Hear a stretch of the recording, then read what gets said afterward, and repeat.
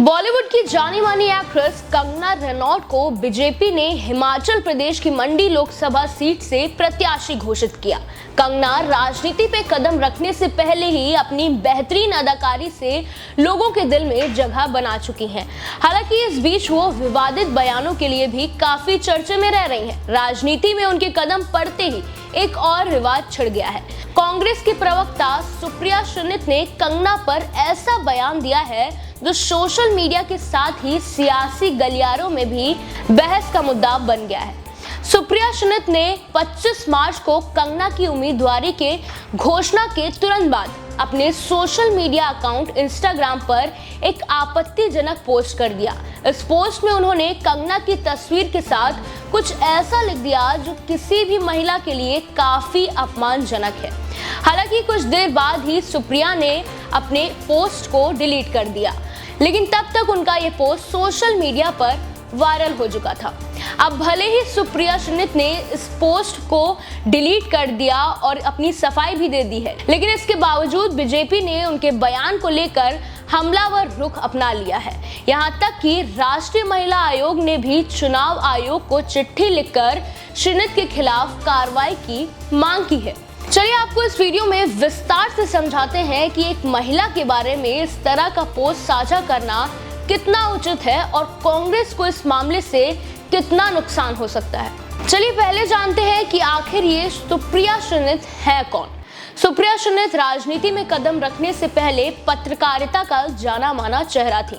उन्होंने दिल्ली यूनिवर्सिटी से हिस्ट्री विषय में मास्टर्स की पढ़ाई की है और 17 सालों तक इलेक्ट्रॉनिक और प्रिंट मीडिया में काम कर चुकी हैं। कुछ रिपोर्ट्स की माने तो श्रीनित ने साल 2001 में करियर की शुरुआत की थी। उन्होंने अलग अलग चैनलों में भी काम किया और 2019 के लोकसभा चुनाव के लगभग 1.5 महीने पहले सुप्रिया श्रीनित ने कांग्रेस में शामिल होने का फैसला लिया। सुप्रिया कांग्रेस के पूर्व सांसद हर्षवर्धन की बेटी हैं। सुप्रिया साल 2019 में अपने दिवंगत पिता की सांसदीय सीट महाराजगंज से कांग्रेस की टिकट पर चुनाव लड़ी थी। उस चुनाव में सुप्रिया श्रीनित को हार मिली, लेकिन उस वक्त भी उन्हें 75,000 से ज्यादा वोट मिले थे। वहीं सुप्रिया श्रीनित ने कंगना के लिए आपत्तिजनक पोस्ट पर दावा किया है कि यह टिप्पणी उनकी तरफ से नहीं, बल्कि जो व्यक्ति उनका इंस्टा हैंडल कर रहे हैं उनकी तरफ से की गई थी। इस पूरे मामले में सुप्रिया श्रीनित ने सोशल मीडिया प्लेटफॉर्म एक्स पर सफाई देते हुए वीडियो भी जारी किया है। सुप्रिया लिखती हैं, मेरे सोशल मीडिया अकाउंट का एक्सेस कई लोगों के पास है। इन लोगों में से किसी ने मेरे आधिकारिक अकाउंट पर बेहद घटिया पोस्ट कर दिया है। मुझे जैसे ही इस पोस्ट के बारे में पता चला वैसे ही मैंने इसे हटा दिया। सुप्रिया ने आगे कहा कि जो भी मुझे थोड़ा बहुत भी जानते होंगे उन्हें ये अच्छे से पता होगा कि मैं इस तरह की टिप्पणी एक महिला के लिए नहीं कर सकती हूँ।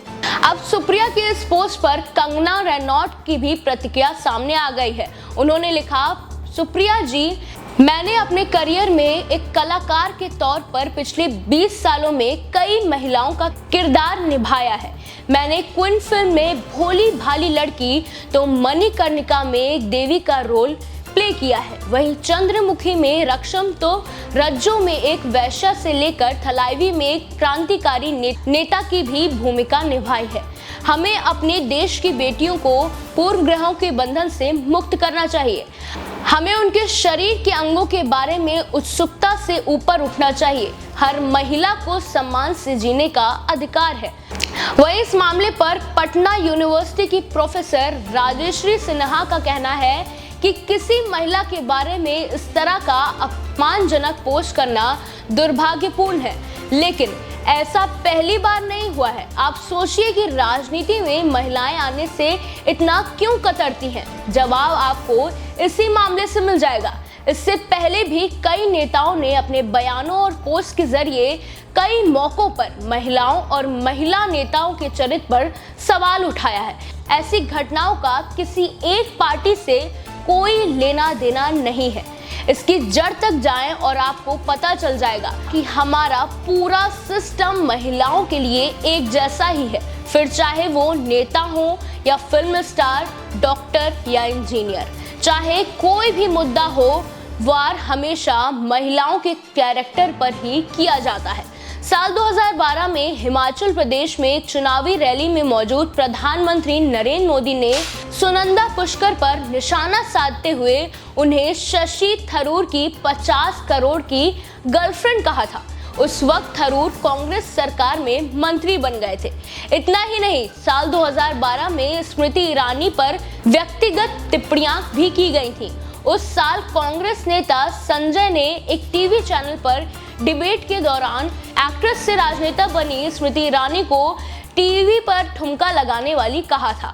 वहीं अब पटना यूनिवर्सिटी की प्रोफेसर से जब पूछा गया कि कांग्रेस पर इस तरह की बयानबाजी का क्या असर हो सकता है, इसका जवाब देते हुए उन्होंने कहा कि इस तरह की बयानबाजी को लोग ज्यादा दिन तक याद नहीं रखते हैं, इसीलिए मुझे लगता है कि इस बयान को पार्टी पर बहुत असर नहीं पड़ेगा। पैच, इस बयान का पार्टी पर बहुत असर नहीं पड़ेगा।